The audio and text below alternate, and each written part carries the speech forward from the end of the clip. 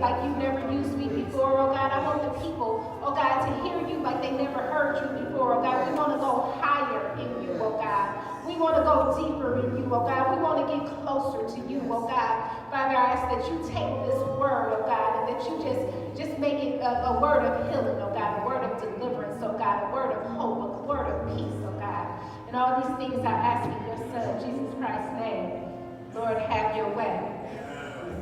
Have your way, oh Jesus. Read the scriptures. Then, after I read the scriptures, if I can have just a little bit more from you. After I read the scriptures. Today I want to talk to you. God gave me the subject, sink, swim, or walk. Sink, swim, or walk. And we're coming from Matthew, the 14th chapter, verses 22 through 33. And they read, immediately Jesus made his disciples get into the boat and go before him to the other side, while he sent the multitudes away. And when he had sent the multitudes away, he went up on the mountain by himself to pray.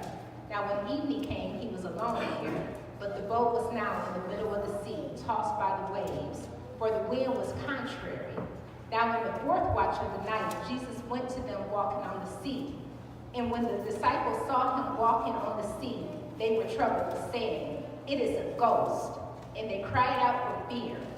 But immediately Jesus spoke to them, saying, "Be of good cheer. It is I. Do not be afraid." And Peter answered him and said, "Lord, if it is you, command me to come to you on the water." So he said, "Come." And when Peter had come down on the boat, he walked on the water to go to Jesus. But when he saw the wind that was boisterous, he was afraid. And beginning to sink, he cried out, saying, "Lord, save me." And immediately Jesus stretched out his hand and caught him and said to him, "Oh, you of little faith, why did you doubt?" And when they got into the boat, the wind ceased. Then those who were in the boat came and worshipped him, saying, "Truly, you are the Son of God." You may be seated.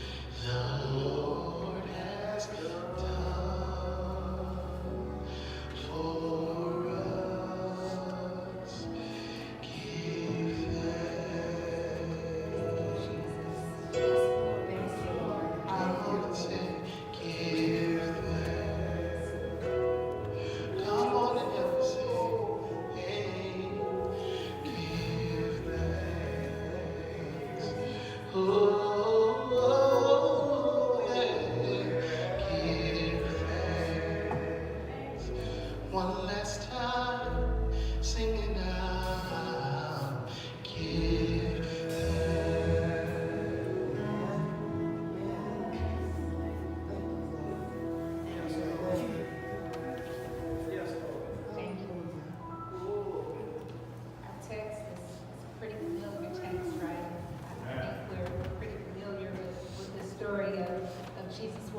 water and calling Peter out to walk on the water. God just had me to talk to you a little bit about this today. And while I'm talking and teaching on this lesson, just ask you to think, do you want to sink? Do you want to swim? Or do you want to walk on the water? We know, if you look at the 14th chapter of Mark, where we are, Matthew, I'm sorry. It's a whole lot that's just caught up into that one chapter. At the beginning of the chapter, you have them talking about John the Baptist being beheaded. And John, we know who John was to Jesus. That was his cousin, his first cousin. And it's important, because I know some of you already know this, but it's important for us to understand the relationship between John and Jesus. When Elizabeth, John's mother, was pregnant with John, and Mary was pregnant with Jesus, they had a closeness, a bond, even in their one mother's wombs, where when they were in the presence of one another, their bellies began to leap, right? So John is the one that went out before Jesus. People actually thought that John was Jesus, right? And he's saying, no, I'm not the one that comes, I'm not even worthy of tying his shoe. How many of us got cousins, little cousins, that they have to look up to? This is John, the older cousin, looking up to his little cousin. This is how close they were. See, I got older cousins that I look up to, and then I expect my younger cousins to look up to me. But here we was with John and Jesus in a relationship where John was looking up to Jesus. And John had been murdered. Murdered for preaching and teaching about Jesus, for preaching and teaching the truth. And so Jesus had been out ministering at this time, and he's with his disciples, and John is murdered, and he just want to get away. He just want to get away. He just want to tend to his own. He want to nurse his own wounds. He want to pray. He want to get to himself to do what it takes to be Jesus, right? To continue on the battle. So he goes out to what he thinks is a deserted place, and the multitude follows him. This is all in one chapter. This is all in chapter 14. The multitudes follow Jesus after his cousin dies, and he wants to get away, right? And Jesus takes the time out. That's where you have the story about the fish and the loaves of bread, where Jesus feeds the multitude. So even in his hurt, he stopped and he tended to those that needed him, right? Anybody ever been there before where you hurt, you wounded yourself, you don't know how you're going to make it, you just want to get away, I just want to be by myself alone for a minute, and you find yourself where somebody needs you, and their need is so great that you can't ignore it, that you got to stop and you got to tend to them. It ain't a need you can ignore, it's somebody you actually got to take care of. Being pulled out of your quiet time. I remember one time I was thinking about this while God was giving me this message. The kids, well, they weren't young, they was teenagers, they should have known better. Trying to get away, trying to just get dressed. I'm in the restroom, and no other way to put it. I'm sitting in the toilet, and knocking at the door, and I just yelled out, "Can I just get a moment of quiet? Can I just get some time alone?" And that's how bad it gets sometimes, when you can't even go into a closed room by yourself, without somebody knocking on the door, without somebody having an urgent need, without you having to cut yourself short to go tend to them. And that's where Jesus was. But they needed him. So he went out, he performed miracles, he laid hands, he fed them with little he had. He showed that even in your lack, even when you think you don't have enough to give, even when you're nursing your own wounds, that you still have something to give to somebody else. There's still somebody that's worse off than you. That's what Jesus was showing them. So then Jesus takes care of that, and he goes back off. He goes back into a remote place. He leaves the disciples on the boat. He leaves them, and he goes back to the desert place. When he wakes up, he realized that there was a storm, and the ship had been pushed out into the water. And so as the ship was pushed out into the water, Jesus is Jesus. He didn't get concerned about it. He didn't worry about it. It didn't bother him. And what that made me think about, y'all think about this, when you're going through, that's when you find out who your friends are. That's when you find out who's really there for you or who's not there for you. That's when things get pushed away. When you got to really take time to take care of yourself, when you say, this is about me right now, I need some time to myself, I gotta go pray, I gotta go tend to God's business. That's when you realize those people that's really there for you, and those people that were there just to use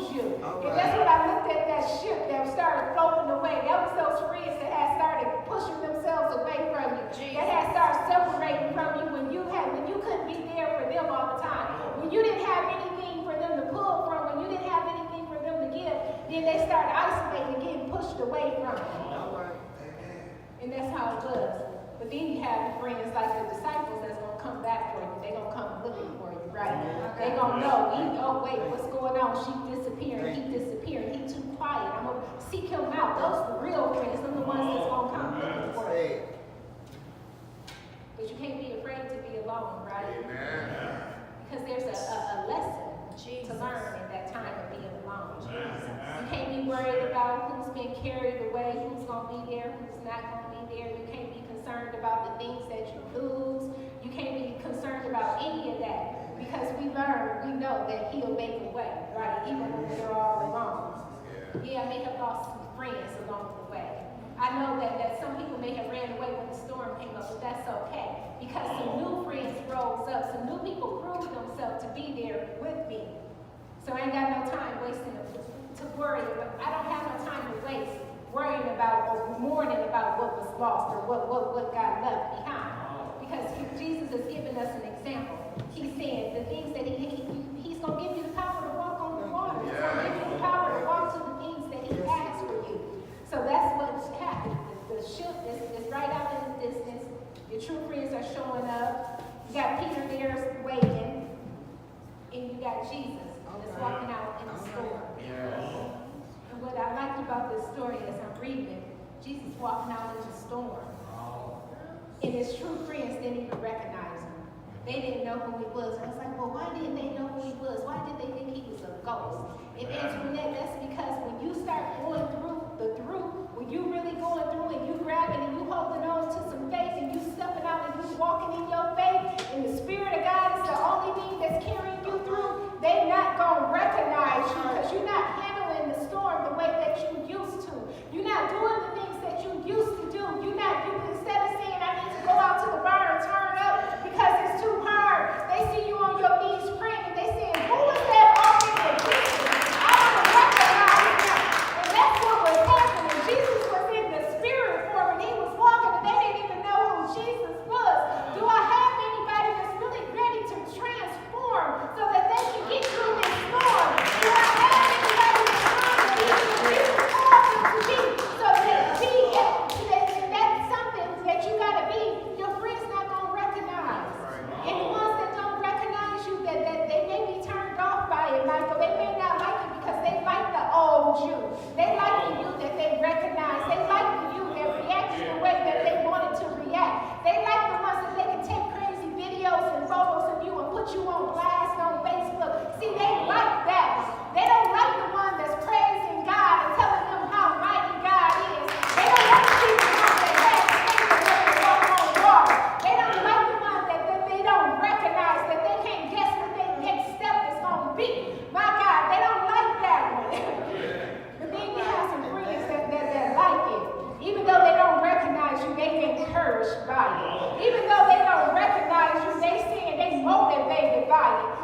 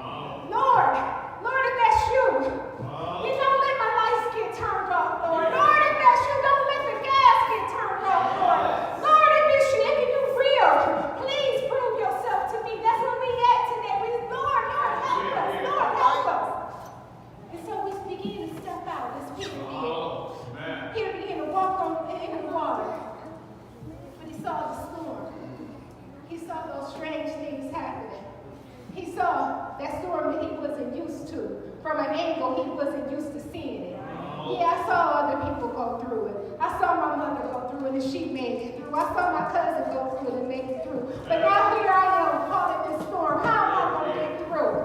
And so he cries out, Lord, save me. Lord, save me. And as he's crying out, Lord, save me, because he started to sink. Once he started to see the storm around him, his doubts kicked in. And he started to sink and he said, Lord, save me. And Jesus reached out his hand and he saved him. And when I read that part that he reached out his hand, I said, that means that Jesus was just in arm's reach. All right. He was this close to a miracle. And that's what he is at all times. God is always in arm's reach. I know, I think about that plaque or the old saying that it used to say about the footsteps in the sand. It said, Lord, how come in the hardest times in my life, it was only one set of footsteps? And God said to the person, it was in those times that I carried you. And see, that's how close God is. He wants you to walk on faith. He knows where your weak areas is. He knows where he needs to pick you up and carry you. But he needs you to have enough faith to step out there and walk on water. He needs you to have enough faith so that you can step out in the midst of the storm. He needs you to have enough faith so that you are saying, Lord, is that you? That you're reaching out to him saying, Lord, show me you. I need to see you in the midst of this storm. Lord, I'm in some new territory. Lord, I'm seeing you in a different way. Lord, is it you? See, sometimes we get out there, we get a little closer to God, and we get afraid of what we see. We get scared of it. Because if we get to see God in a new way, now God is no longer this foreign character to us. He's becoming real to us, right? And it becomes scary to us. It's like, Lord, I thought that I knew you, but now I'm getting to know you in a different way. And this thing is serious. This thing is deep, right, brother? This thing is more than what I thought it ever was. This thing is bigger than anything that I can grasp. I'm a little afraid because I don't understand it the way that I thought I understood it. My God. Wow. Ooh. Gotta slow down here. So Jesus was in arm's reach within the storm. He was right there. Peter was walking. He got afraid. He called on God. And then that's when the real miracle happened to me. It's like Peter was walking because he wondered if it was Jesus. He was walking. He stepped out on faith. Lord, if that should be, come. And he stepped out. He stepped out. He saw the storms around him that distracted him. But then he knew at that moment, without a shadow of a doubt, that it was Jesus. Because what did he do? He said, Lord, save me. Save me. See, in the middle of that storm, even though he was doubting everything, when it got to the very end, and he knew that he had nothing else to call on, he had nobody else around him after the other, he said, Lord, save me. The Lord was right there with him. And I was like, my God, that is just, that's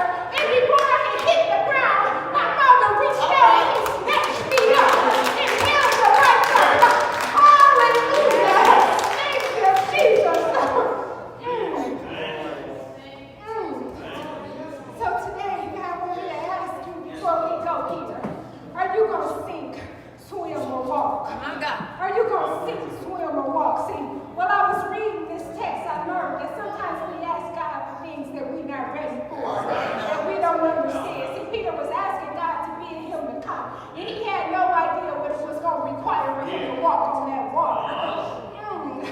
Thank you, Jesus. Hallelujah.